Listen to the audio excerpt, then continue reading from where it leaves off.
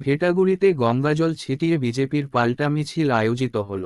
বুধবার বিকেল নাগাদ ভেটাগুড়ি ফুটবল খেলার মাঠ সংলগ্ন এলাকা থেকে ওই মিছিল শুরু হয়ে গোটা ভেটাগুড়ি বাজার ও তার সংলগ্ন এলাকা পরিক্রমা করে এবং গোটা এলাকায় গঙ্গা জল দিয়ে শুদ্ধিকরণ কর্মসূচি নেওয়া হয় এদিন। মূলত গত মঙ্গলবার ভেটাগুড়ি এলাকায় ঝাঁটা হাতে মহিলা তৃণমূল কংগ্রেসের মিছিল আয়োজিত হয় এবং সেই মিছিলের পাল্টার এদিন গঙ্গাজল ছিটিয়ে শুদ্ধিকরণ কর্মসূচি নেয় বিজেপি।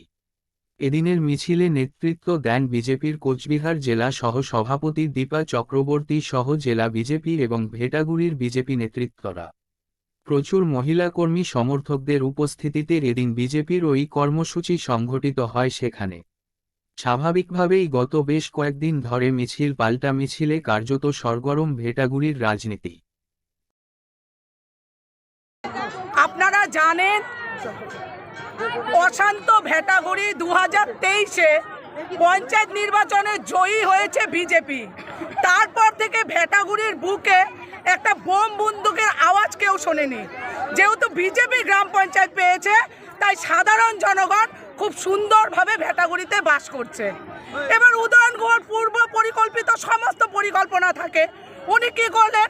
ভেটাগুড়ির মা বোনেদের শান্তিতে থাকতে দেবেন না, সমাজ ব্যবস্থাকে উত্তপ্ত করবে, পরিবারকে উত্তপ্ত করবে, ব্যবসায়ী বন্ধুদের উত্তপ্ত করবে। তাই গত দুদিন আগে আপনারা দেখলেন, যেহেতু তৃণমূলের পায়ের নিচে কোনো জমি নেই, দুটো পার্টি অফিস নাকি ভেটাগুড়িতে বন্ধ রয়েছে, খুলবে। তো গণতান্ত্রিক দেশে বাস করছি আমরা, যার পার্টি অফিস যে খোলার ইচ্ছা খুলতে পারে, তার মধ্যে তৃণমূল শাসক দলে আছে। তো ঠিকই আছে, ভেটাগুড়িতে পার্টি অফিস খুলবে, বিজেপির কেউ কিছু করলো না। নিজেরা পার্টি অফিস খুলতে এসে এক উদয়নের লবি আর এক রবি ঘোষের লবি, দুই লবির মধ্যে সংঘর্ষে নিজেরাই বোম বন্দুকের কারবার করলো, আবার শান্ত ভেটাগুড়িকে উত্তপ্ত করলো। আপনারা গতকাল দেখেছেন কিছু মহিলা নিয়ে এসে ভেটাগুড়িতে ফটোশ্যুট করেছে, বহিরাগত কিছু লোক এনে ভেটাগুড়িতে ফটোশ্যুট করেছে। গতকাল আপনারা সেটাও দেখেছেন।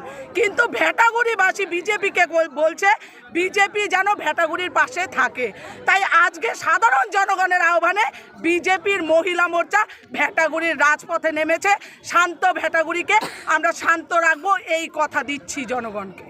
সর্বত্র জানে তৃণমূল এমন একটা দল, আমরা বলি না, সাধারণ সমস্ত মিডিয়া খবরের কাগজে আমরা দেখি তৃণমূলের এই দল চুরি করছে, ওই দল বোমা বন্দুক নিয়ে ঘুরছে, কেউ আবার নিজেদের মধ্যে গোষ্ঠী কোন্দল করে খুনও করছে।